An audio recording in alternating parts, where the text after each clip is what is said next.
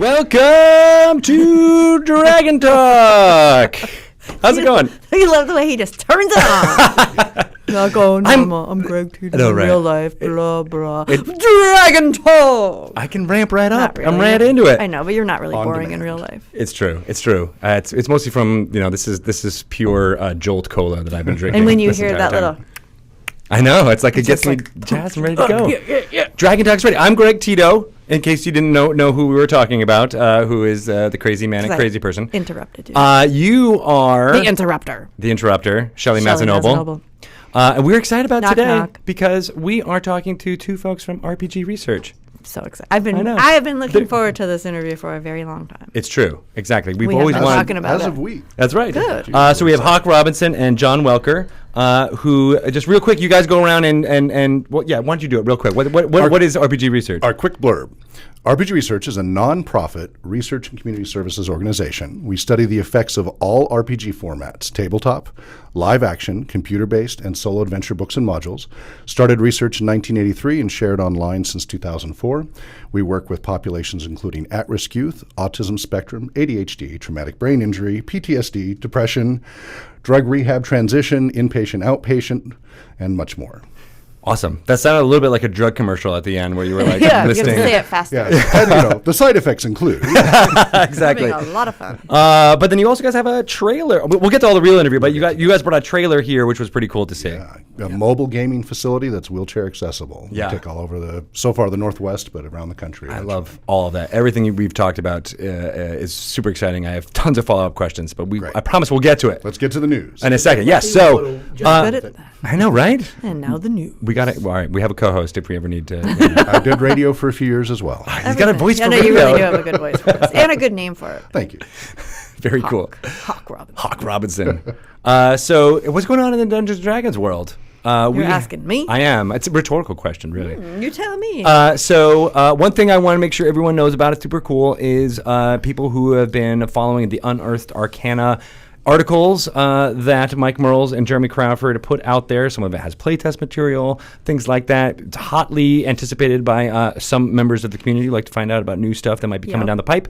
That is now available in D&D Beyond. The week after it is published on our site, you can download, if it's like a subclass or a different kind of race or something mechanical that you can try out in character building, you can now try that out in D&D Beyond.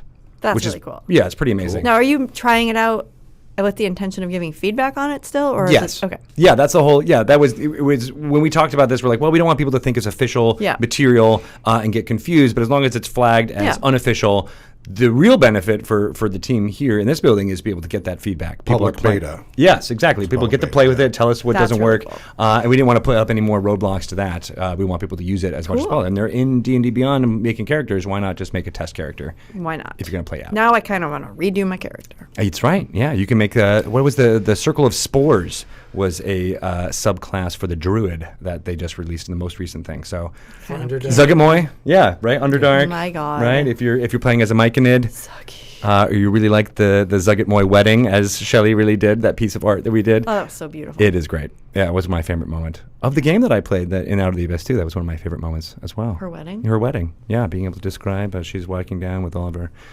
hand things. I don't know. The Myconids, they're crazy. I keep saying crazy. I don't mean to, but they are. Bridesmaidzillas? Yes, exactly. That's the word. Yeah. What else is going on in Dungeons and Dragons? What about Avalon Hill? Do you have any fun things?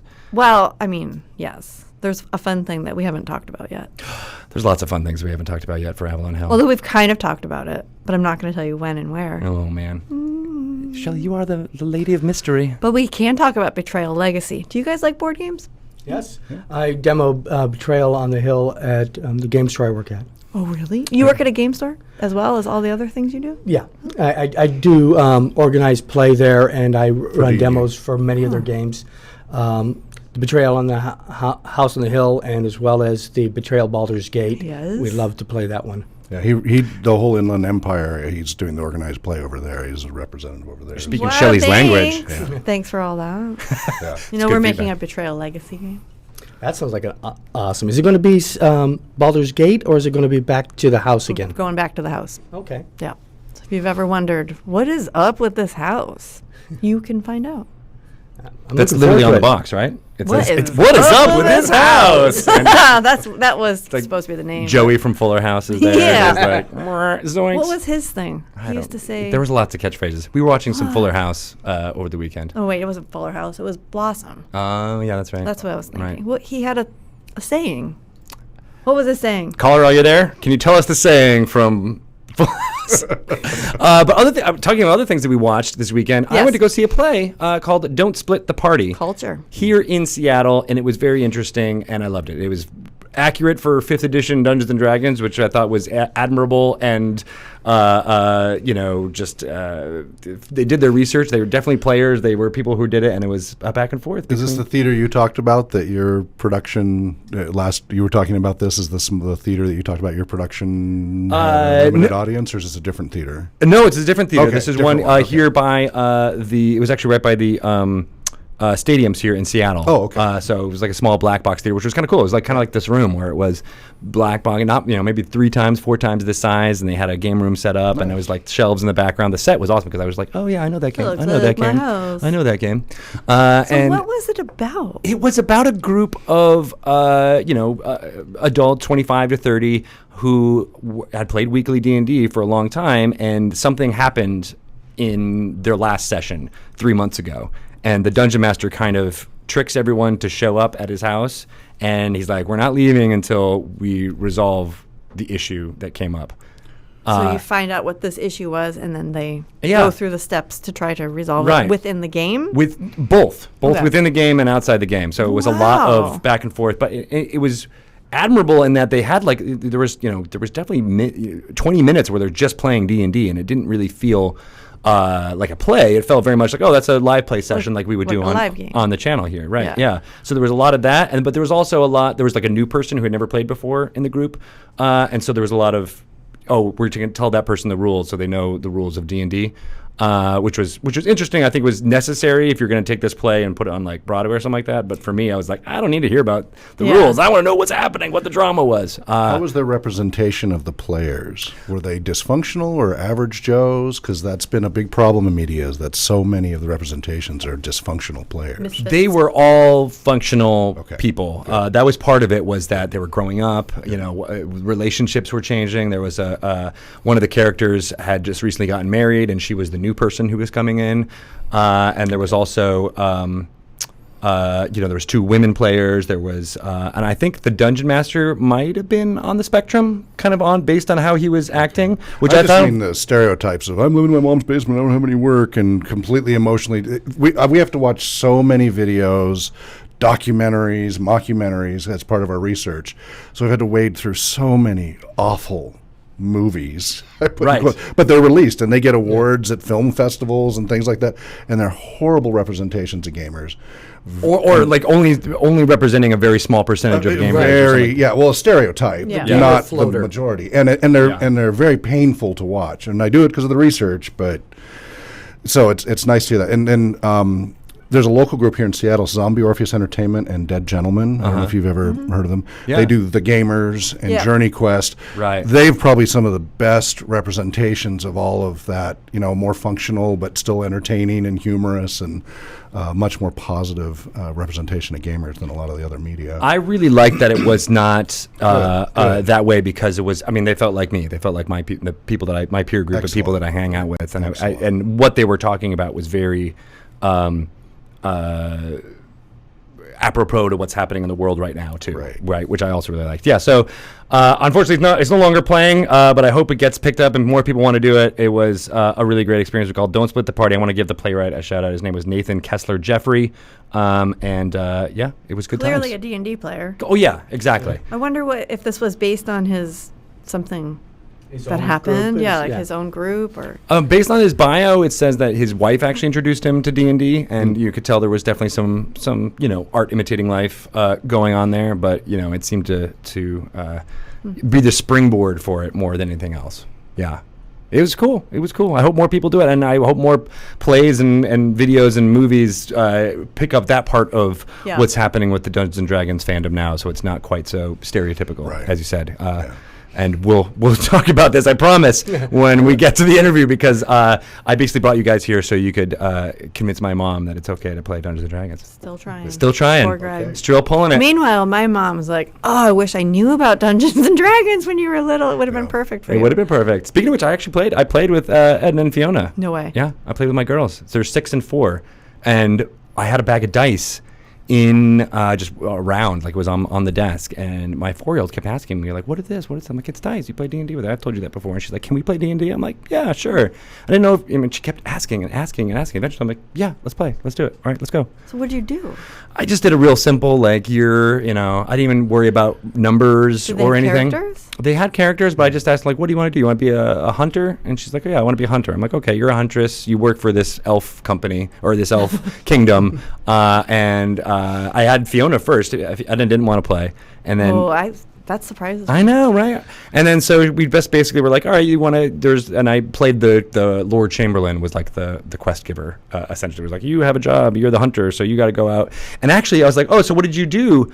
And just randomly, she was like, well, my first mission, I did this. And my second mission, I did this. And the third mission, I did this. And I was furiously writing notes because they were happening so fast. But she basically had like 4 or 5 plot hooks They that she haven't gave lost me. touch the way we have. It's Oh just my natural for God. them. It's totally natural. I know. I wish I had the notes with me right now, gotta because they were record all this. super detailed. They were all like, okay, so there was a undeath, or like the nature wasn't working, and so I shot the spell book with a missile, and then that broke the spell, and everything was okay after that. I was like, whoa, okay, that's super. I was like, what's the name of the wizard? And the wizard's name was so and so. I forget, but I wrote that down because I'm like, okay, he's gonna be a villain in the future, is like, oh, this wizard that did this awful thing, and she gave me like 5 plot hooks to use in the future.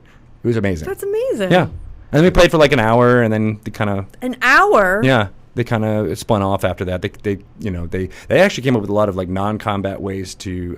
There was like wolves that they were attacking, and they were like supposed to take out the wolves. They didn't shoot it. They actually just like befriended the wolf, and they're like, "You're our friend now. gee, I have I this wanna play magic. with them." I have this magic bottle that feeds creatures." And she rolled a 20. Edna rolled a 20 diplomacy because this wolf was like charging at them. I'm ready to attack. So you were actually having them roll to see if they were A little bit. accomplishing- Yeah, not like tons, but like if it was, okay, you try something, roll that dice. Yeah. Tell me what you get. That's Yeah, perfect. I didn't really worry too much about like modifiers No. or adding or anything. I was like, that was high, so you did it. All right, Yeah. you got a 19. Great. Your wolf is your friend now. What's his name? It's now your animal companion, because I know Edna loves animal companions, so she latched on. We've to that. gone as young as 2.5 years old. 2.5. Both neurologically normal and like autism spectrum and such, with live action and tabletop modified versions. Where you don't worry about getting, but we use like big foam dice to roll Yeah. and such, so they can play with that. They have a lot of fun, and it's more physical moving around because of the age. But 2.5 years old, quite well. That's cool. Yeah. They respond to just having stuff, right? It's for them. It's automatic and natural. Right. We as adults like poo-poo gameplay and let's pretend and all of Yeah. that. They're already pretending. They're already Yeah, there. it's very yeah, natural for them. exactly. Very cool. So we have Dragon Plus happening tomorrow, Tuesday at 2 p.m. here on the channel. Bark Harrow will be talking to Doug Davison from Fantasy Grounds, which I'm Doug. excited because I think that's Bart's thing, is like, oh, let's teach me how to play this, and he's gonna have Doug talk about Fantasy Grounds and how to work it. And he also has an interview with the artist for the most recent cover of Dragon Plus, and I'm blanking on his name, but he is going to be also playing that interview before I do D&D news. He already did that interview. Yeah. So that'll be happening too, and then I'll do D&D news tomorrow, and then we have Dice Camera Action at 4 p.m. With Rachel Seeley is going to be joining again. Her character did not die. We're so good for her. Wow. She's going to be returning guest. Accidents happen. It's true. You never know. Chris has a bad habit of killing off you're new guests. here. Except for the last couple, bag of nails and everything's already good to go. So that'll be exciting. That's episode number 78. Again, Rachel, you might know her as Moira from Girls Guts Glory. It's exciting to see her on the channel playing. She'll be playing a different character. Is that the Greek goddess of fate or something like that? Yes, it must be. Yes, Moira. Moira. It's more of an Irish brogue kind of thing to it. So it's an Irish goddess of fate, perhaps. Yeah, and then we've got Misclick's D&D Risen happening at 4 p.m. on, that's the last, I think, episode of that on Wednesday at 4 p.m. And then Fury's Fate is also having their season finale at 6 p.m. that night as well. So lots of cool stuff happening, and a couple of stories ending, but we got stuff coming back, including Encounter Roleplay on Saturday at 3 p.m. Will Jones and the crew will be back teaching how to Dungeon Master, or at least give you some pointers on how to Dungeon Master. That's one of the conceits of that show. They'll play for a little while, and then he will put on his cone of silence and talk to the audience more about what his choices were and why he did what he did. His cone of silence. I know. Missed it by that much. That's a reference for all you Get Smart fans out there. All right. Soon you will learn why Get Smart is cool. All right, so we're going to take not a break so much as get to a segment. Yes. Finally, and then we can actually talk to you in more. I have, again, 5 more follow-up questions for both of you guys about all the research that you do. But we will now have. Oh, and I used to have the thing in front of me where I knew exactly what they were going to be talking about this segment. People were impressed that you were. I know. I'm pretty sure this is encounter building with Jeremy Crawford, but I could be lying, and Ryan might just have to edit it out, and we'll just have to deal with it. So we'll have this segment going Ryan likes right that. about now. Bing bong.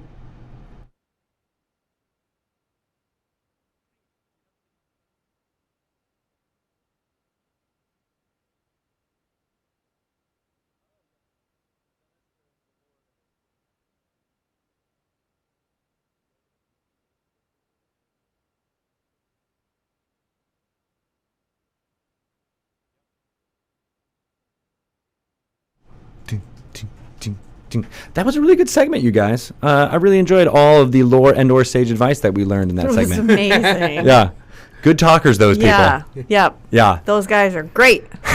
Guy. Dun, dun, dun. That was great. Great interview. So, speaking of a great interview, we're going to have another one right now. Let's do it. Let's do it. Woo. We are so excited to talk to Hawk Robinson and John Welker from RPG Research. So you gave the quick bit of what you guys do, but what does that really mean? What do you get down to? What's your day-to-day? Like, how does it? Yeah, so we have, so there's a couple of different branches, and so there's a lot to cover. RPG Research is the pure research and community services nonprofit organization.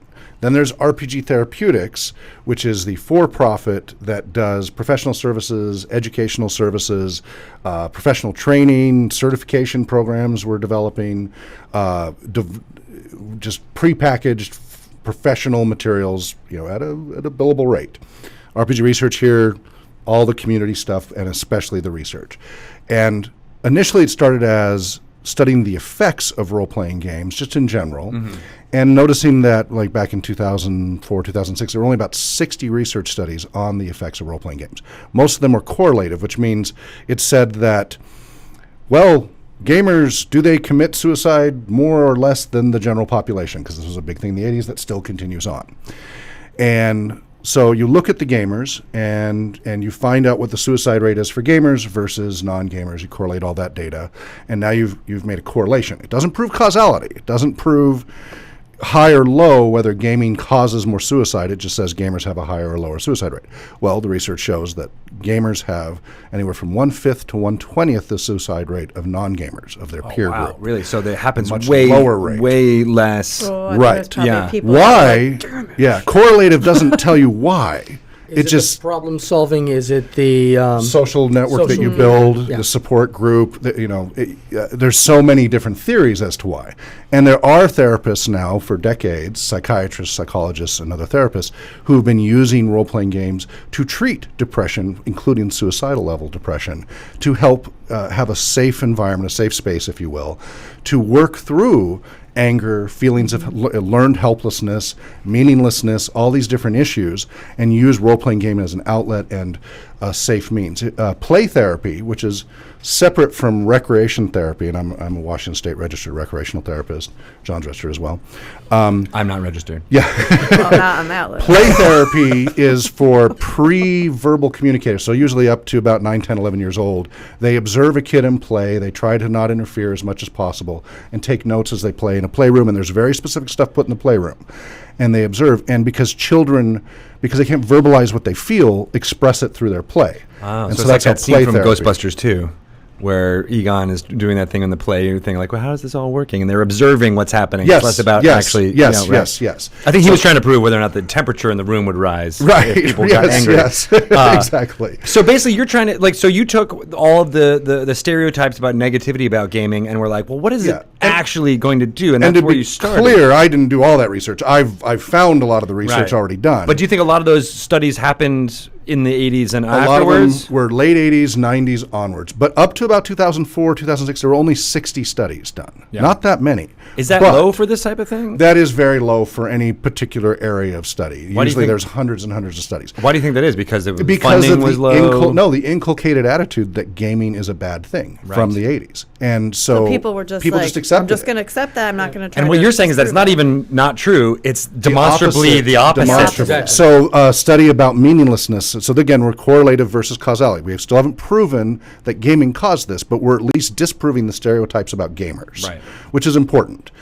Because there's a lot of negative stereotypes. And we have a list on the website of all the stereotypes, and it's rpgresearch.com, and of all the different stereotypes and what the facts say about the stereotypes. Yeah. So another one is a lot of people say, well, gamers don't have any purpose in life. They don't know, they're living in their mother's basement, whatever. They don't have any purpose. So study was done, research on college students, which are the most over-researched group.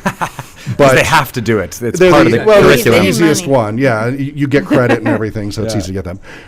But they did a peer group of college students and their levels of meaninglessness. So how much, and it's their own questionnaire, and it's a study that was accepted back in the 50s and 60s, whatever. Of what meaningless means. That's crazy that there's a standard definition of meaninglessness. Right. And you can always debate about which studies will use better tools, and we won't get into this, isn't the right audience for that. But let's go there. But the numbers said 47% of the college students had scored high on meaninglessness.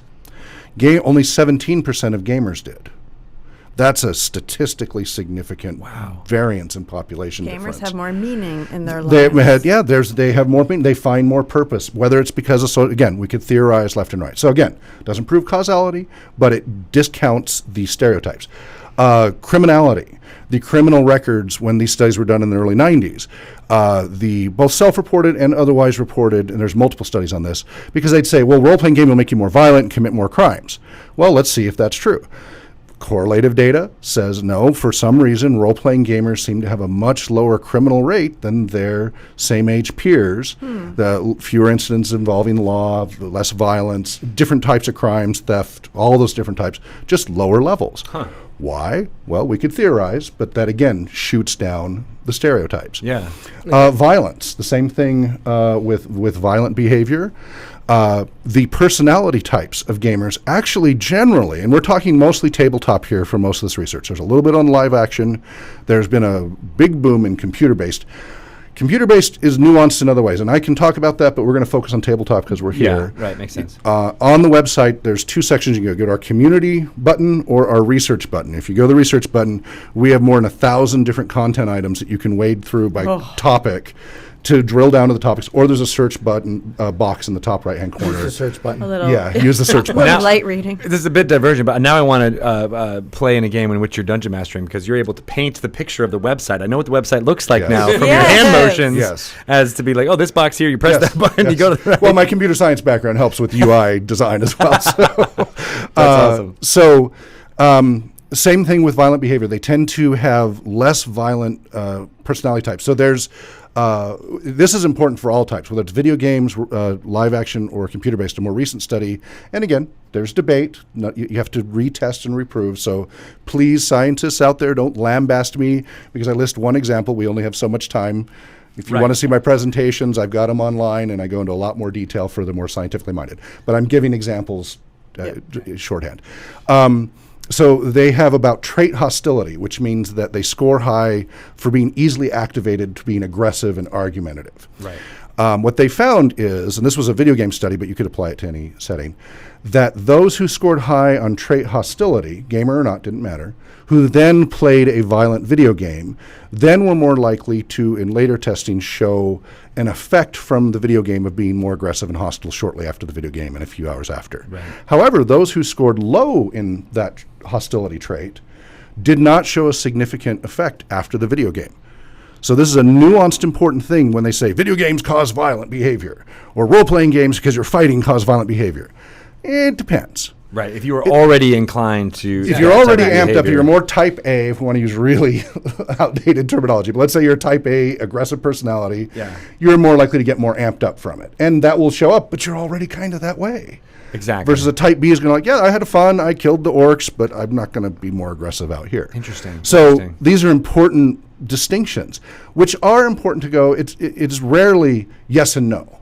Right. Well, right. With any kind of research like but this, everybody, it's very hard to... But everybody's like, it is this way. Yeah. Role-playing gaming makes you this way. And it was. I mean, in the 80s, 90s, and even now, there are people who will default to that. Pat Robertson is still out there in the 700 Club just last year. I saw that video. Again, yeah. Every 2 years. It seemed like he didn't even know what it was, though. Like, that's the other thing. It's like they don't understand it, and so they think it's something to fear because they don't understand it. And that's what we're trying to do is fill it with information. Right. So this is the last one is the occult, whether role-playing gaming can lead you away from insert your religion. And what they found was that so they specifically were looking at satanic devil because of the satanic panic, moral panic in the 1980s. Yeah. So they did personality tests and interviews of a bunch of people who were open and avowed worshipers of Church of Satan, what have you, and role-playing gamers. And tried really hard to find a correlation. Because they were probably bankrolled by all the groups that were against it. Yeah. No link in personality type between a role-playing gamer. The only few role-playing gamers they found that were devil worshippers first, who then came to gaming later. Right. They were not able to find an association. That's been my experience in the devil worshipping community myself. It's been that. Usually because they're into the blood war. They're all about fighting back and forth between the demons and the devils. So that's all correlation. That disproves all the stereotypes about gamers. It doesn't prove causality of the game. That you have to do more controlled research, and you have to have control groups and dependent variables that you're manipulating, surveys, all these different approaches. And so we've been doing that since 2004 on the therapeutic side. Educationally, much longer. I started, as I said, like in 1983. Oh, wow. Okay. When you were a child. Yeah, I was 13. That's worth noting. Yeah. Right. At a school for juvenile children. So, that's why there's which would that be a audience. great setting for something. It was a lot of fun. Yeah. It does sound cool. Great school.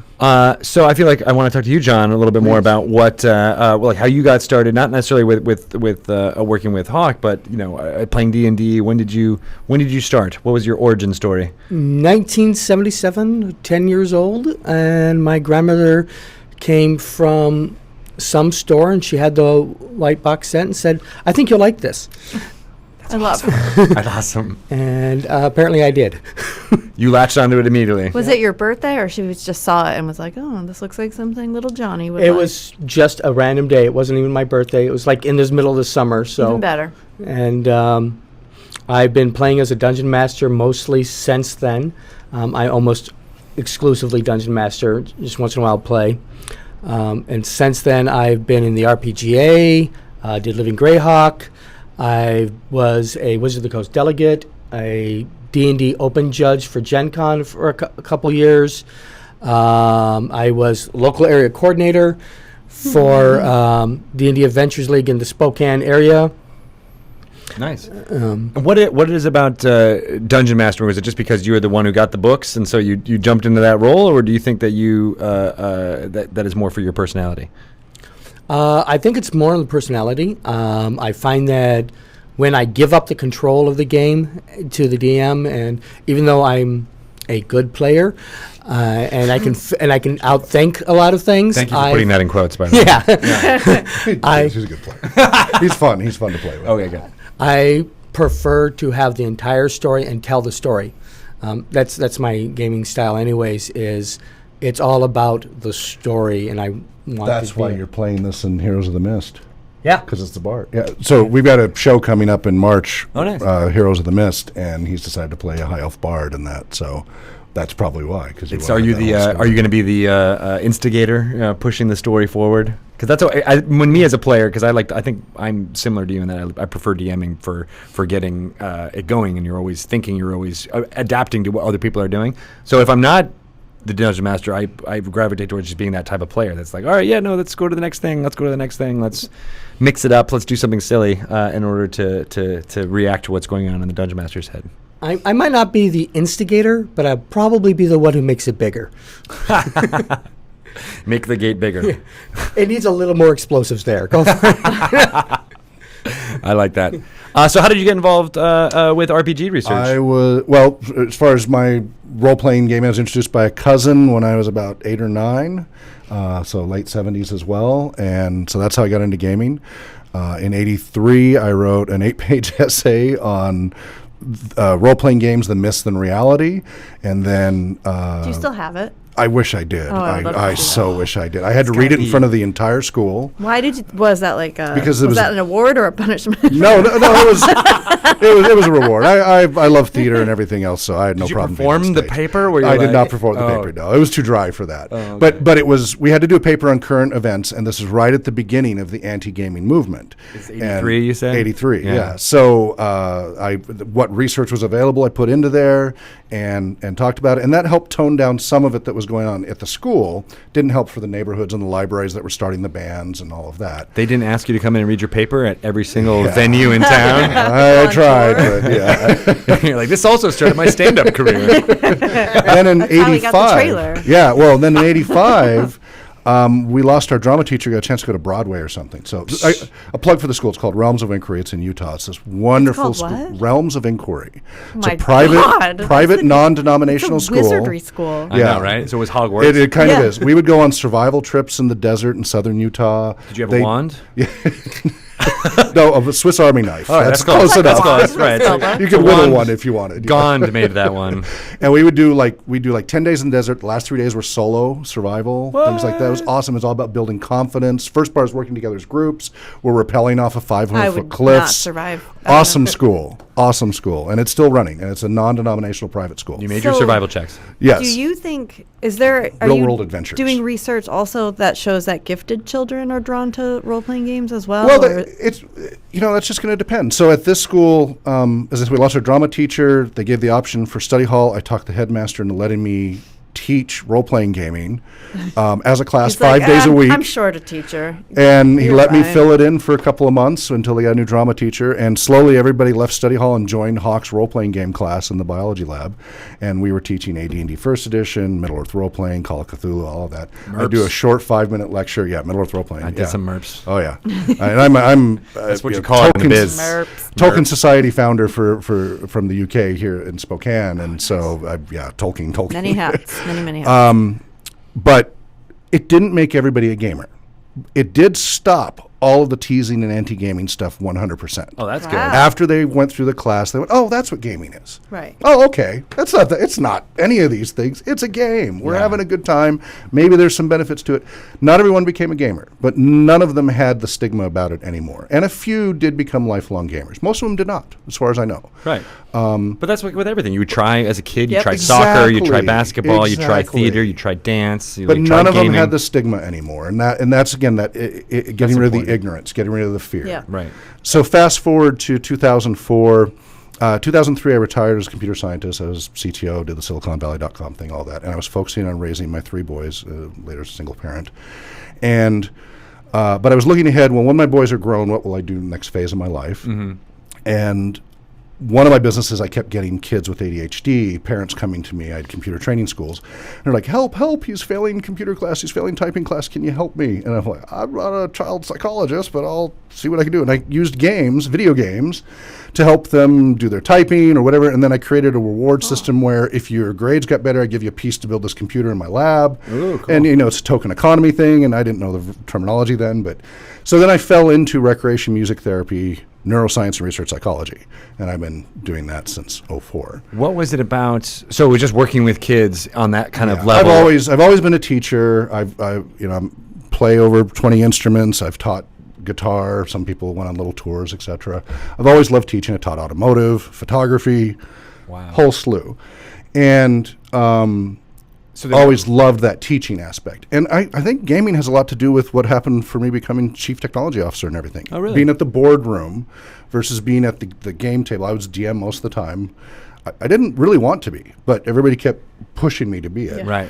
and you start learning to tell the tells of people who are lying or bluffing or afraid or whatever, all those things you learn in the game because you know in the game what the reality is. Yeah. And you start learning to read everybody's subtle signals. Well, when you're there in a boardroom with Microsoft and Amazon and all of them, and there's a lot of BSing going on and a lot of testing, you read the room really well. And every time I was at the meetings, I was like, this is just like being at another gaming session. I feel like that's like a self-help book that you're going to write, like DM your life, like be the dungeon master in the boardroom. Yeah. I like that. So then I really started so that was with the ADHD thing. So I went and focused on recreation music therapy. And specifically, all the textbooks said we need more cooperative activities. And I was like, well, role-playing gaming. No recreation therapist had ever used role-playing gaming. Wow. I still haven't found any before I trained them Right. since 2004 that have you ever considered using any form of role-playing gaming. So talk a little bit about, because people might not know what music therapy is and things like that. Okay. So like what exactly does that mean? Yeah, so recreation therapy is taking a recreational activity and, okay, there's therapeutic recreation, there's recreational therapy, won't get into that, but taking a recreational activity, so whether it's, let's say, basketball and wheelchair basketball, that's an adaptive version, or using, with brain injury, using Uno cards to help them as they're recovering from a brain injury with numbers and colors and sequencing and just picking things up because they might have mechanical damage, organic damage. Using a simple game like that, but using it to achieve therapeutic, measurable goals. So you work with physical therapists. Physical therapy is painful. Yeah. Mm-hmm. As soon as you're discharged, most people do not continue their physical therapy exercises and will often come back later because they deteriorate because of the pain and are back in, and they go in and out and create this downward spiral. Recreation therapist tries to find what their intrinsic motivation is, their interior motivation to do things, what's fun for them, and then apply that to what they need to achieve to get better, whether it's a physical goal, a cognitive goal, an emotional, control, have controlling your emotions and your outbursts, what have you, but doing it in the context of a recreational activity, whether it's a board game, whether it's a basketball game, whatever, and tweaking it in some way to meet those needs. And adapting, if they've lost a limb or something, teaching them how they can still do the activity. One of our drum circles, we had somebody show up who's in a wheelchair who had no feeling in her hands and from her hips down. She had quit drumming because of it, but she heard we did adaptive drumming, and she found out she can still play the djembe, because even though her hands are floppy, basically, she can still play it. Right. And as we showed her the hand strokes and such, and she was so happy that she's able to bring that music back into her life. And so music therapy and recreation therapy are very close together. They're separate certifications, but they actually, if you look at the training books and everything, they're like verbatim. And they both evolved from World War I and World War II around the same time period as veterans from World War I and World War II. What was called shell shock at the time, and now morphed into PTSD. They had the same origin stories and everything too. That's so interesting. they're a natural combination. So you adapted some of those techniques that were there for music as well as the recreation basketball. therapy. Yeah, right. Right. And then basketball and things like that. And then you use those with the RPG as the intrinsic benefits. Like, it's a fun game, but it also has specific goals. Yeah. So we use it. It's called an intervention modality. So the activity that's being used is the intervention modality. Medication could be your intervention modality. Hypnosis could be your intervention modality. Role-playing game is the intervention modality. And so the doctor comes to us and says, this person needs to develop, they've had a brain injury, so I've done a lot with brain injury as well, to autism and such. And we want to help them get their speech back, and we want to, we know they can comprehend what we're saying, and we want to encourage them to keep trying to fight through whatever aphasia and such they're having. And they'll work with a speech therapist and such. But using games makes it fun, and they stop thinking about how hard the work is. Mm-hmm. And if we can get them in a flow state, which is in sports terminology, being in the zone. Yeah, being in the zone. So like you're on fire. You're just boom shakalaka. Complete so you've played a game where it's going really well. You look up, 3 hours have gone by and you had no idea. Yeah. Zombie Orpheus Entertainment does a great example in the Gamers 2 Darkness Rising, where they have a new player and such, and they look up, it's 2 a.m.? Yeah. I had no idea, right? Excellent example of being in flow state. And so that's by Mihai Csikszentmihalyi. This whole flow state thing is an optimal state of being and optimal potential for learning and healing. Oh. So when you're role-playing gaming and you experience that flow state experience, you're in a really ideal state. If you want to talk about Maslow's hierarchy of needs and getting, from just survival up to, full enlightenment, if you will, getting in that flow opportunities, getting you closer to those opportunities where you really can start having the bigger thoughts and concepts. There's also a big difference between, the TBI trying to do the speech. Traditional therapy is say these words, keep doing this, and it's work, and it gets frustrating. You don't want to do it. When you're doing a role-playing game and you're doing recreational therapy, you don't notice that you're working on this. Right. You're just sitting there enjoying yourself and getting a benefit despite yourself. And when you're discharged, you're much more likely to keep doing the activity rather than quitting as soon as you're discharged from rehab. You were talking about physical therapy, and I was like, I got to make sure I do my exercises. Yeah, well, we do live action role plays for those who need more physical activities. We do computer-based. So we've got a whole TBI program. We've got a presentation you can check on the website on YouTube and such, that walks you through starts with Choose Your Own Adventure being read. So what they respond with just a hand squeeze or an eye blink because they're just coming out of coma and just at that level of interaction. Oh, wow. Okay. Well, we're talking Ranchos Los Amigos stage 2. You've just come out of coma. You verified you're oriented to 3 times, so you know who you are, where you are, roughly. Person, place, but you can't talk yet because you're probably intubated, etc. But somebody will read to you Choose Your Own Adventure to help you start. So with neuroplasticity, you want to light up the brain as much as possible. They have to rest a lot too. 30 years ago, 40 years ago, they'd say, leave them alone, be quiet, don't disturb them, don't agitate them. Worst thing you can do for brain injury recovery. Interesting. You need to get things going so your brain will reboot and rewire, and if it's organic damage, start having other parts of the brain compensate. Talking about music therapy. Any kind of exercise. Exactly. There's physical therapy like you're talking about. You don't just say, it'll get better with bed rest. You got to push. Yeah. Right. Music therapy. So there's organizations that have great success where people who've lost the ability to speak. That area is organically damaged. They will never speak again. But they can still sing. What? And they teach, and so through singing, they start very singing, and then it's less sing-songy, and then they're talking, but it's using the singing part of the brain. Wow. So multiple things. So this is all part of neuroplasticity. Stuff, it's awesome stuff. It's it's magic, right? So they were healed. They healed, 10 hit points of damage in their brain. Neural hearing, exactly. So the point is, though, that by making it as a recreational activity and helping them plan, we do transition and exit plans so that they have a way to continue their lives adapted to whatever new changes. Some of these things may never go away, and that can be a lot of depression and such. But now they have a new peer group, a new gaming group. Same thing with drug rehab and gang culture. We've had inpatient people. I've worked with novice mental health rec therapists and such, helping them. Great success where you teach them role-playing gaming, then you find a gaming group in the neighborhood that they're going to be living in, and transition them to going to that weekly gaming group. Now, instead of going home and all they have is either their gang culture or their drug culture to go back to, nothing else to do, and they're kids, they got to do something when they're not in school, right? Yeah. Well, they're going to go back to their friends. Well, now they've got a new group of friends that may not promote those same behaviors. That's and so really far, really good success with that. That also clues into something you were talking about, the meaninglessness, where that here is, even though it's a fantasy world and it's not real, it provides meaning.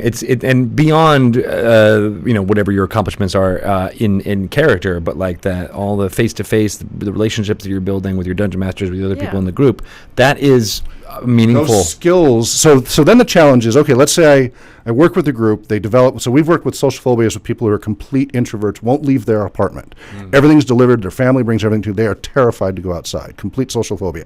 I've had multiple instances where I start them out with an online video game where it's a safe environment, whether it's one of the ones you were talking about, Neverwinter Nights and the Aurora kit. Yeah. I use that to create custom modules. Oh, that's smart. So that they can have a safe social environment. So we start them kind of computer-based remote, then slowly get them come down to the offices where they know it's a safe environment with people we know will be safe to play with.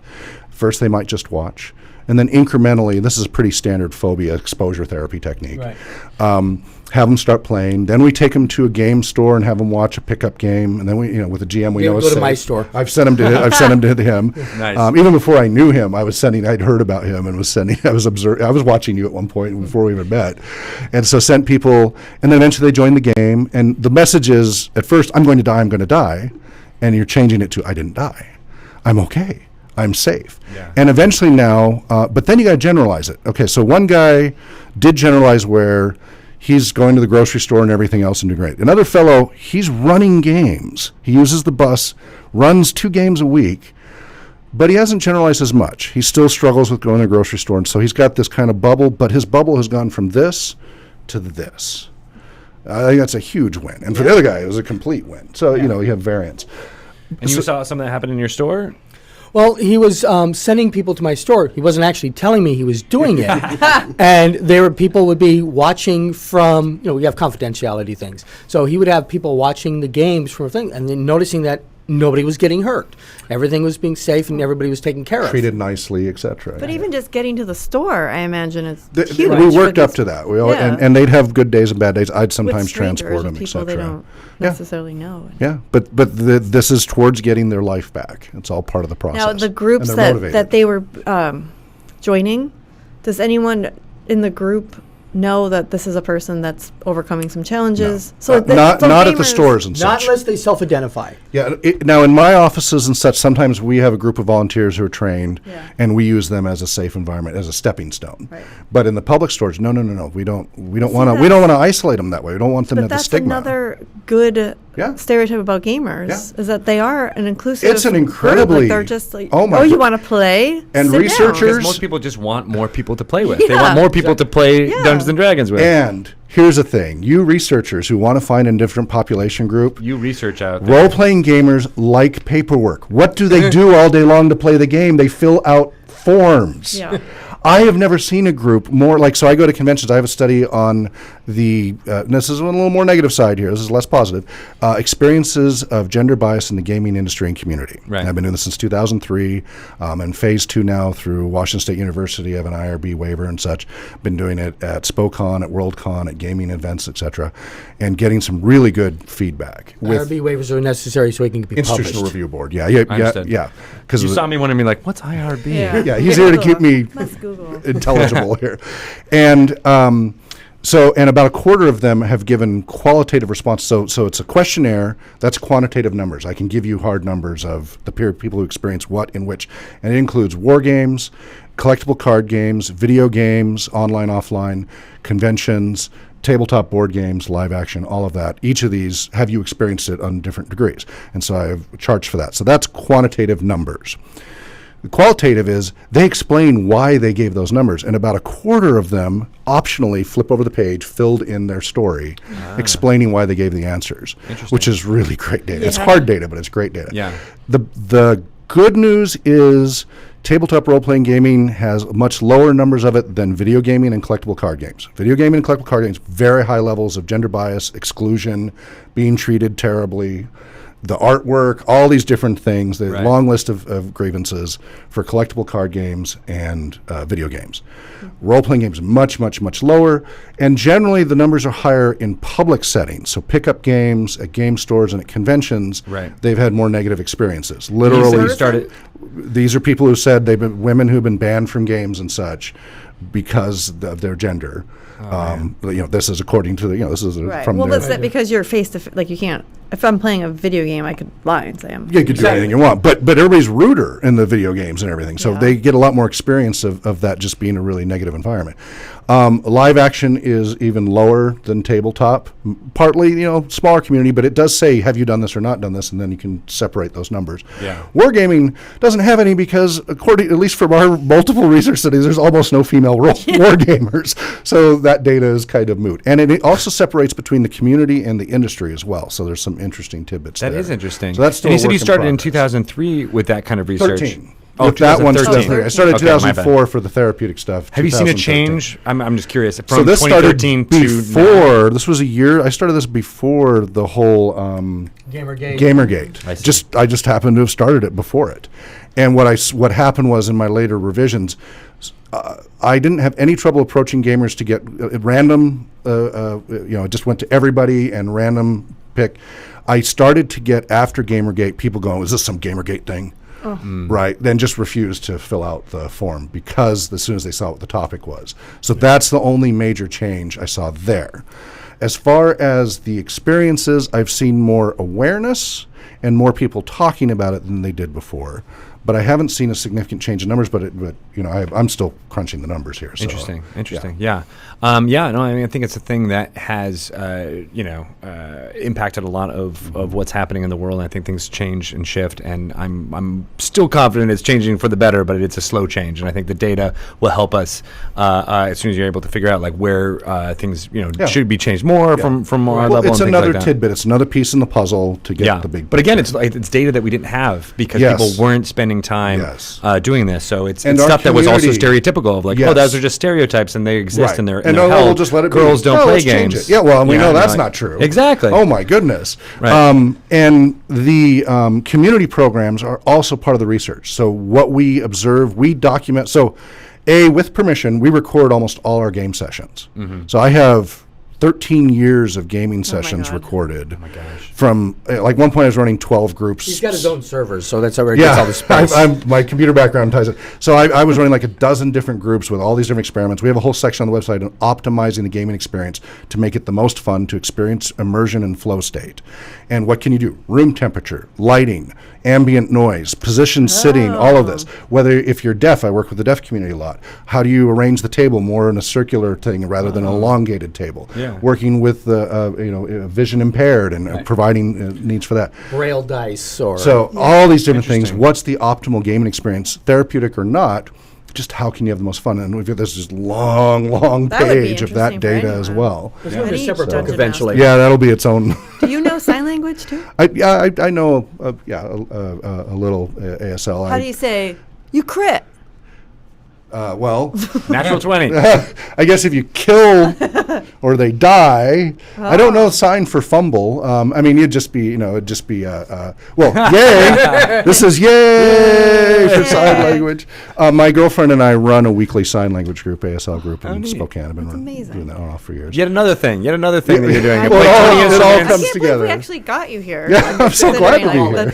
The two of you, how busy you are. Well, and so if I may. Yeah. Yes, absolutely. Yes. So, I was presenting down at the Pacific Northwest American Therapeutic Recreation Association 2 years ago in Portland, and Professor Datillo of Penn State is in charge of the recreation program there, and he's asked me. My dad went to Penn State. Oh, cool. Yeah, Nittany Lions. All right. Well, Professor John Datillo, really nice guy. He saw me present, and then I saw him present first, and I rapidly added some of his stuff into my presentation because he does a thing. He has a whole piece on exploration as the foundation of learning. When we're babies and we're born, we explore the world and learn from that. Yeah.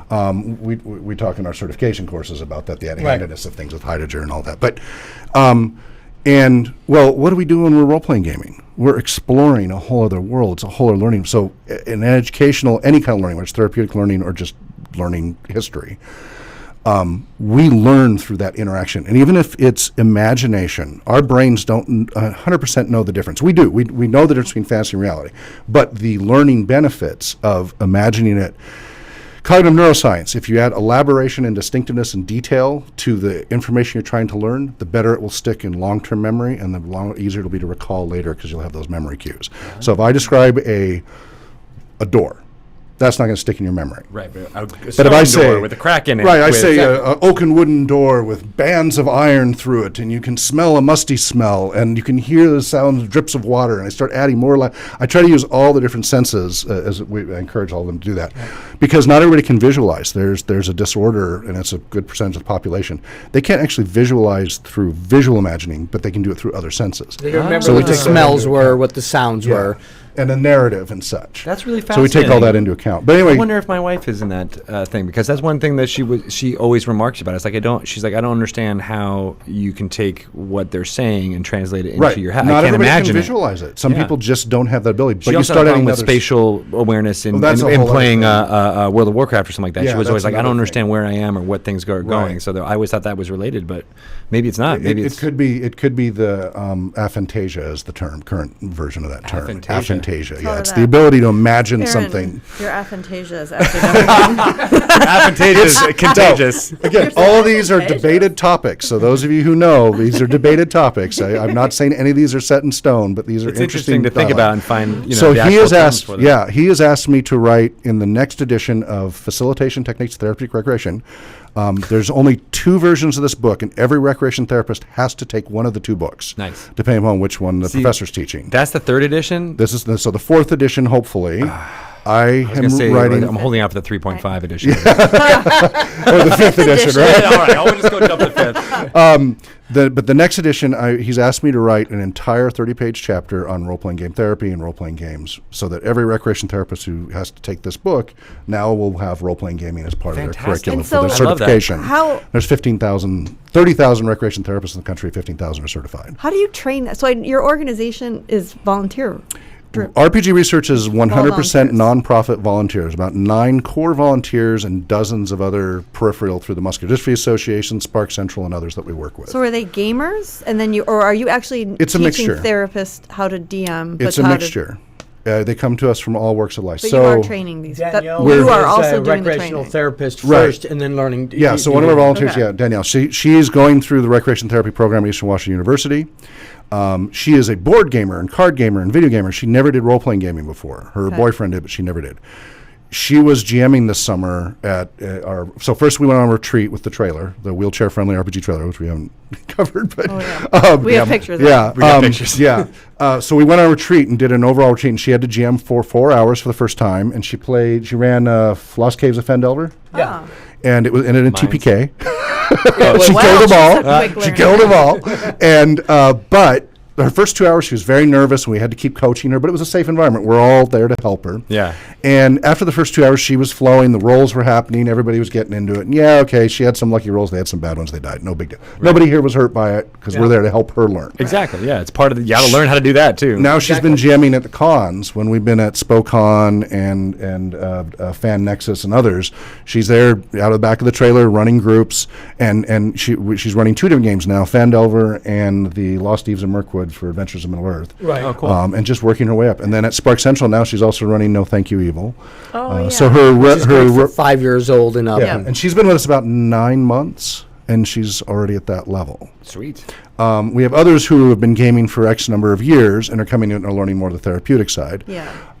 Through RPGeducation.com. So, RPG Research is a nonprofit. Then RPG Therapeutics is the for-profit business. This is the professional training.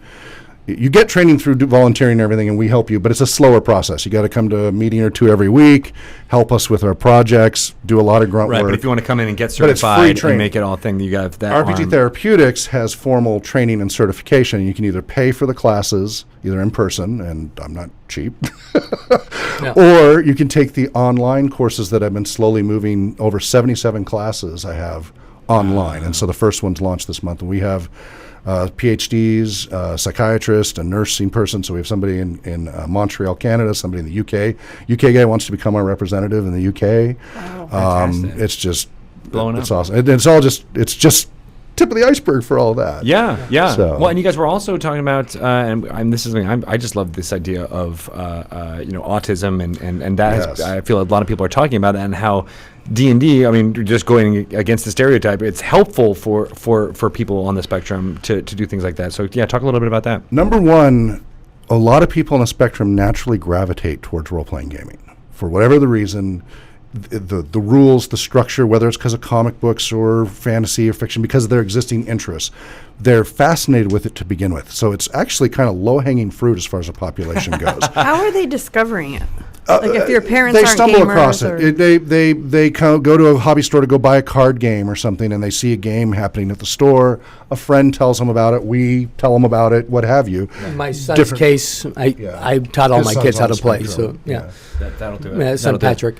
They saw they saw this podcast and they wanted to Yes. find out about it. There are all sorts of different people come to it many different ways. So there's a lot who just gravitate to it naturally, and as long as they're functional enough that they don't get ostracized, which does happen, some groups will be very welcoming and patient and tolerant and help them build up the skills and be direct with them and help them get better at it. Other groups are like, what's wrong with him? He's weird, whatever. And they'll just kind of push him away. So, and of course, our groups are welcoming and inviting. Right. We have entire program plans all the way from 2.5 years old, as I mentioned earlier, both autism spectrum and neurologically normal peers. The terminology keeps changing. And they're partnered up through a program there. So we did a live action role-playing adaptation from 2.5 to 5-year-old.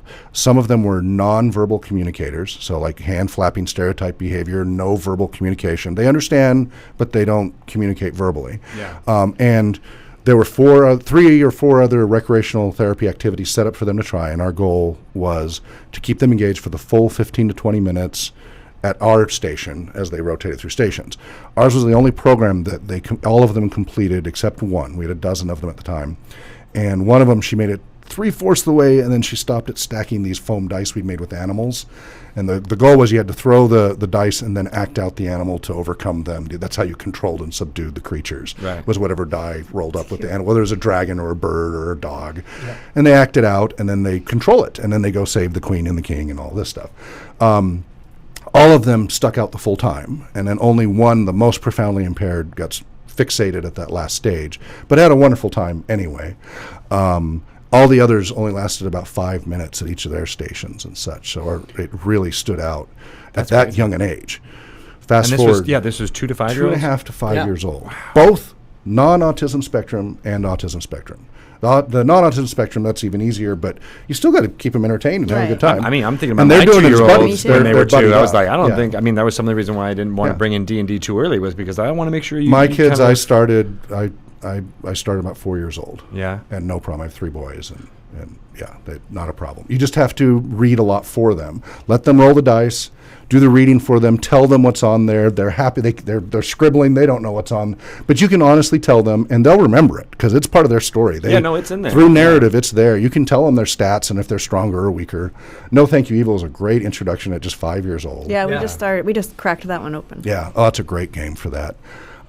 So then we fast forward through all the way from 11 to 30-something-year-olds learning to use the bus system, because a lot of them are 100% dependent on their caretakers. Yeah. So we have a game called Z-Day insert city name. So Z-Day Tacoma. So you are an agent of S.H.I.E.L.D., which means you don't have to dress up in any costumes or anything because you're undercover. Right. We start as a tabletop role-playing game, and it's whatever system you want to use. I use just a generic one I've made. And you use the actual bus system for the area. You've been told that there's a bad guy going to try to spread a virus through the town using the public transit system, and they need to find out more. We're not going to shut down the public transit system on a rumor. Go investigate. So they go investigate using the actual schedule and map of the actual town they're in on the tabletop, learning the schedule as they talk to different people on the bus and in the alleyways and at bars and what have you, unraveling these clues in a modern setting. And eventually they find out, there really is a plot. But we still can't just shut down the city because it'll alert it, but we know where he's going to be. And so the second to last day, we have them figure out where the actual bus stop is to their actual house in the real world. And then they take the bus and they all meet at like the main bus central station, and then follow some Post-its or some people dressed up as NPCs, however you want to do it. And then here's the fun twist. And this is this part I haven't been able to get to do. The timing hasn't worked out, but I dream of the day it will. It doesn't matter if they succeed in stopping the bad guy. That's not the point. The point is they learn to use the bus system. Yeah. And have a good time doing it, and then it sticks. But the way we wanted to time it one of these days is a lot of towns do zombie walks. Yeah. And the virus is to turn everybody into zombies. And so the thing is, if they don't unravel the clues in time, they turn left and they look, and here's 1,000 people walking down the street. Oh, you failed, but you look at all the zombies. Isn't that awesome? I'm sure you could get a flashback. Or you win and you stop. Yeah, right. Please help out some kids. Oh, okay, I'll go. I'll dress up as a zombie. Totally. Yeah. But it's kind of better if they lose. It's kind of more fun. Right? You're like, all right, by the way, let's go over here. I've got something special for you. And then we have others about how to interface with doctors' offices, hospitals, unravel a mystery clue, and you have to go to the police department. All these things, all using role-playing games, tabletop and or live action. So that's autism spectrum. It's teaching a lot of life skills. The social skills happen automatically in order to get their fix of the game, because they love the game. They gravitate to the game very rapidly. And as long as you have the patience and the directness, a lot of them really appreciate it if you do it in a kind way, spelling it out. So I will do things like, he looks at you with an angry face. right? And I give him an angry face, and he sounds angry, and he's really angry with you. And for those who have the facial relation struggles for that, if there's some conflict, put pauses in the game, because for those who are therapeutic groups, everybody knows they're there for a therapeutic reason. Right. So some of them may be volunteers or professionals or certified, who we have what we call Archetypes. Yeah, player archetypes and GM archetypes. And so the player archetypes will play, one of our people will play a troublesome player who's a rules lawyer, or a troublesome player who's a munchkin, or what have you, and they actually play that role to like train a GM how to deal with that. Or flip it, you have a GM archetype who is, the killer GM, etc., and that's to train. Rocks falls, our everybody different people. dies. Yeah. Hey, that's our catchphrase. That's what we've been doing recently. Speaking of which, we do have to get to the rocks falling and everyone Please. dying pretty soon. Yes. So yeah, I feel like we could talk for a very long trailer. time. And yes, let's real quick talk about the trailer. So we, one of the things I kept running into is all these different locations. A lot of times the facilities were less than ideal. When I was at St. Luke's in the brain injury department and such, we had a lot of trouble getting more than an hour of space. And a lot of times for a tabletop game, the sweet spot's about 3 hours. Yeah. That's really the sweet You spot. gotta 3 to set 4 up, hours. you gotta get ready, flow. get people get into that state. Yeah, you can do it in 90 minutes. You can do it in 45 minutes if it's daily. There's lots of flexibility there. But 3 hours once a week is kind of the sweet spot. And almost impossible to get that in a lot of these facilities because they're booked for other things, all the others.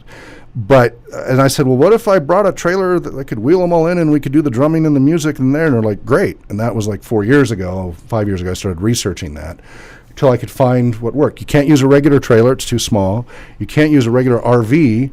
A, most of them don't have wheelchair access. B, the electrical chairs will fall through the floor because they make them so lightweight. You have to get a toy hauler with the ramp and everything. So eventually I bought this prototype one. It was about $40,000. and bought it out of my own pocket as a prototype because to build it is going to take a lot longer. And we've got a GoFundMe. Is that okay to? Sure. GoFundMe.com/RPG trailer. We're trying to get the down payment for the ideal version. But the prototype we have right now for a year and a half now can handle about three people in wheelchairs, ramp them in, do the activities. It's a safe, comfortable, temperature-controlled environment. You've seen it. I was cold, but it's all right. Well, we opened it up for you. No, I'm just kidding. Because we were in patio mode. We were in patio mode, Right. drinking water out on the veranda. But no, that's very cool. So you can get to go to these places, and you don't have to book a space for anything. You And can come we out. can go to rural locations because there's a lot of people who have no services in rural locations. So we've been all over the Northwest so far with this. And we just got a bus as well with a wheelchair lift. So we're going to have 2 gaming rooms on wheels once that's all finished being fixed up.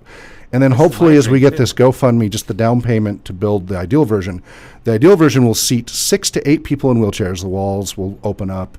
The layout's better. It's a lower ride height, so we can deploy a lot faster. And then we'll have 3 game rooms on wheels. Super cool. Touring around the country, hopefully. Nice. And are you going to be doing a lot of this? I will be mostly riding the bus for In the the local local- area, he'll for the have the local Spokane circuit. area. So the bus do will the be big one. my responsibility. He is going to be doing the long distance hauls, and we'll occasionally do together things like if we get our chance to go to Gen Con, would like to present at Gen Con. We're trying to get in on that. Yeah. Or any of the We're bigger going to cons, bring yeah. it all the way over there, or go to PAX and things like that. Yeah, we'd love to. That's awesome. Yeah, that's a good idea to try taking it to the And we've- local cons and then go to road trips in the summertime. It's great. Yeah, and we've been the accessibility advocate for Spokane, and the people at the end said it was the most accessible con they'd ever been to. Yeah. And they're like, now go to the other cons and tell them. I'm like, well, that's not our primary thing, but we'll spread the word. And Word we just spread the word found now. Access for All Spokane is an organization in Spokane County that does that, so we're hooking them up with that. Sounds So, great. yeah. All right. Well, I mean, I feel like you've peppered it through Yep. of where people Yep. can find out more information. But where can people go to find out more about you personally? So, John, let's start with you, and then more about the organization. Well, to find out more about me personally, you friend me on Facebook. Go to Spokane Area Gaming Alliance. I'm the founder of that. We organize role-playing and tabletop gaming for conventions, charities, and stores, libraries, and things like that. Also, I have the D&D Adventures League Spokane. That's my Facebook page. That's where you'll find out about me and be able to talk to me about things like that. RPGresearch.com is where, of course, all the RPG research information is at. We're also on YouTube /RPG Research, Twitch. We're going to be doing our game Heroes of the Mist. Will be on Twitch coming up in March. With a live interactive audience who can affect the gameplay real time by spending That's XP. you out in the world. Yeah. You'll be able to buy and spend XP, and actually real time, I as the GM will modify the game. I've done this before with other shows. And a real time artist doing artist rendering of the story as it's happening. Oh We don't my know. God. It's all, it's role playing game It's like with next some level. improvs professionals from Jet City, and so that's coming in March. That's going to be Heroes of the pretty Mist. So exciting. mistheroes.com for that. Can't wait to hear more about that. Yeah. All right. And then, Hawk, where people can find So out. RPGresearch.com for the research and the community programs, and if you want to sign up as a volunteer. You do have to pass a background check if you want to work with any of our populations, just so you know. You're out. They know. They know. RPGtherapeutics.com for the professional services. If you need me to come in and train people and speak, etc. RPG Education. RPGeducation.com for the online courses that one by one are going up there. There's about 77 classes. One is up there right now. And the so RPGtrailer.com if you want to see more about the trailer and its tours. RPGbus.com as we're fixing it. It's a fixer-upper. Basically everything RPG blank. RPG is you guys. RPGnetwork.net because somebody got the .com. So this is a network that it's the gig economy. Basically think Uber and Fiverr for renting yourself as a GM and putting yourself out there to get players to pay for you as a professional game like master Tinder. and such. Yeah. Except for paid. If Tinder got paid, then we'd have legal problems. All right. Legal's coming down right now to talk to me. So that's something that's been in the works, and I've still not launched, but it's still in the works. I've been making progress on that. I So. love it. I love it. And So the GoFundMe. Oh, and GoFundMe.com/RPG trailer. So we're trying to raise $6,500. We've got a little over 1,000 right now towards the down payment for the ideal trailer. I'll take on the payments after that. It's that big upfront that they need, and then they'll build. And it's the only company in the country that specializes in building wheelchair accessible RVs down in Arizona. So we hit $6,500 on that. Boom, we'll start getting that trailer built. And then our Patreon to support research and community programs for RPG Research is patreon.com/. RPG Research. And you'll be able to see some of our Monthly. podcasts that we do. We have some that are more in-depth, the science stuff. Right, and, if you want more of the sciencey, deeper stuff. So we do monthly broadcasts that are just for the Patreon supporters. Now, I'm a big open source advocate. I believe in making all of this available to the public eventually, we'll delay it a few weeks or something like that. So all of this, you can learn all of this on the websites.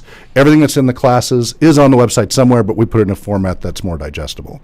But if you support us on Patreon, you'll get early access to the shows. You'll get more ability to interact with the show, all kinds of goodies, and you help support the research and the community programs. I love it. I love it. It's a lot. It's a So much mouthful, stuff. but there's You a lot guys to are go to. doing Yeah.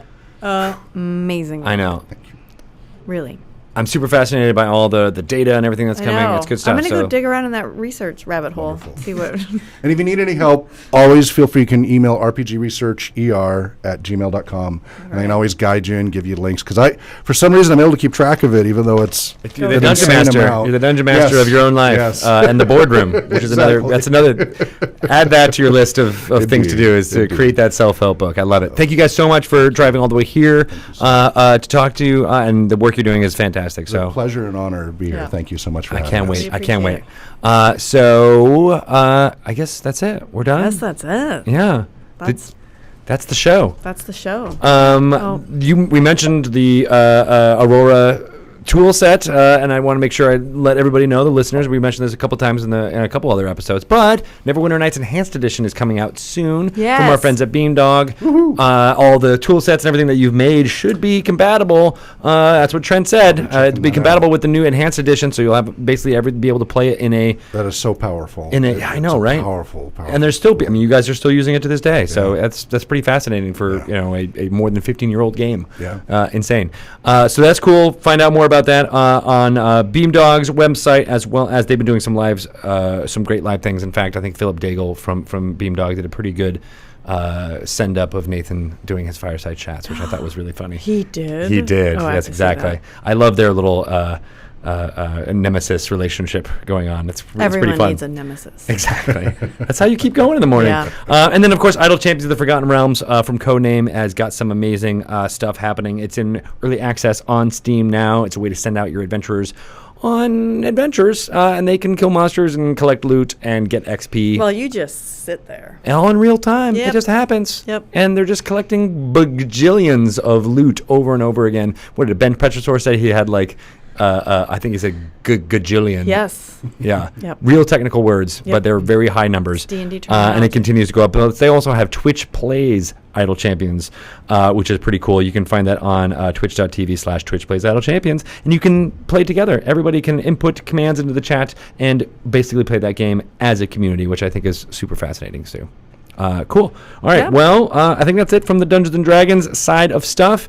Where can people find out about you, Shelly? You can find me on Twitter at ShellyMoo. I am at Greg Tito. Yep. I'm also on Instagram at Greg_Tito. I took some pictures with these guys, which will be up on Instagram as well. So go check those out, and I'll And take some cute more. drawings from Edna. Lots of cute drawings. She did a dragon the other day. Did you see that one? I think so. Yeah, she did like a green dragon. I was like, green dragons breathe, Oh, yeah. breathe poison. And she's like, Chlorine. Daddy, no. Yeah, hers did something different. It was like a big fire cloud. And she's Yeah. like, this is not a D&D dragon. This is just a green dragon. I'm like, oh, okay, cool. Yeah. Whatevs. It's good stuff. But we'll be playing more and incorporating green dragons that breathe fire into that thing too. It's fantasy. It's fantasy. You can make it up. Whatever you want. It's good stuff. All right.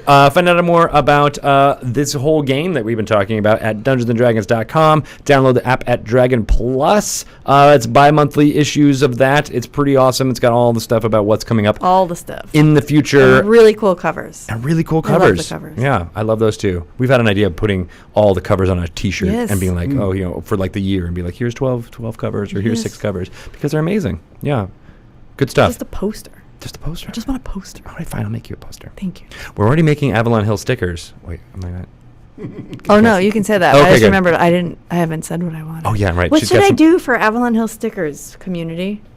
What do you want on Yeah. the sticker? Do you want a Magdalena Yeah. that you can put on your water bottle? Yeah. Yeah, I think you do. I think you do too. Magdalena is Maybe the- some Robo. Do people know Right. what Magdalena is? I don't even. She's the cover of Widow's Walk. If you That's didn't know, true. her name is Magdalena. Robo Rally's a good game. And Robo Rally, yes. All those cute little robos. Would you put like that? Would people in the store like little stickers of the Robo Rally robots? Yeah, I think so. Yeah. I think I like it. Let me know. All right, we'll do it. It's in development now. All right. Well, thank you guys so much. We can still talk forever and ever, but we do need to say the thing that you. Well, I'll let you say the catchphrase because you said it already. Yeah. Rocks Falls, everybody dies. Bam! One of these days it's gonna break. I know.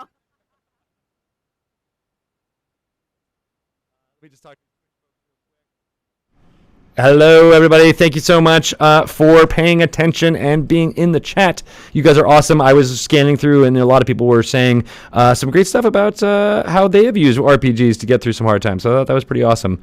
And you are really good peeps. We will be taking a break right now. Thank you to everyone who has subscribed. You will not be watching the ads that we were going to run very soon. But those of you who have not subscribed, you will get to see those ads because that's awesome. They're really great ads that we have curated. We even shot. No, we didn't shoot any of these ads. We didn't do it at all. But we'll be back after some bio breaks with some Lore You Should Know recordings with Mr. Chris Perkins coming up right after this. All right. Love it. Thanks, you guys. We'll be back Thank in about you. 5 to 10 minutes. Bye-bye. Bye.